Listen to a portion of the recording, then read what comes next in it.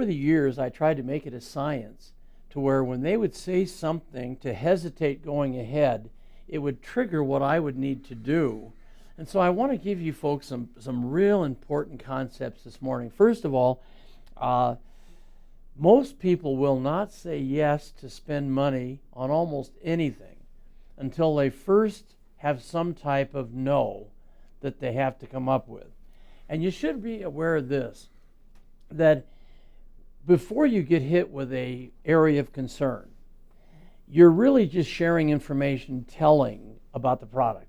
When you're hit with the area of concern, that's when you really become a salesperson. So my goal is to kind of share with you that there's two things you must be aware of. That people will say no basically for two reasons as an area of concern. Number one, there is a condition that's the reason they can't say yes, or it's a concern. Now let me explain the difference. A condition is a valid reason for not going ahead, meaning the hesitation of the area of concern is really a condition that they can't help. For example, I'll give you the most vivid. One would be that they totally have no money, meaning they have absolute no financial capacity to purchase. Now, one thing I want to warn you all about, though, I also have watched salespeople over the years get a feeling they don't have the money, and all of a sudden they change their whole attitude. They shorten up their presentation. They don't come across with the intensity because they feel they don't have the money. I learned over the years, you give the best every time.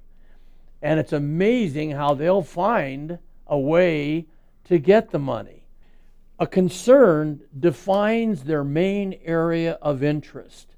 It's almost like when they hit me with a certain concern, that is what they're most interested in, so that, again, lets me target what I'm going to say in my presentation. It also gives you the feedback that you need to structure your presentation to the final close. Now, one thing too, let's look at this thing called a concern. I believe that the concern is an invalid condition, and it's primarily used as a defense mechanism. It's kind of used to slow everything down, to stall, which we have a lot of procrastination today in our world, and that's what they're doing. Now, a couple ideas here. We're going to treat the condition like a concern, hoping that with our presentation we'll create the condition to come into a concern. We then handle that and close the sale. That's our game plan, all right?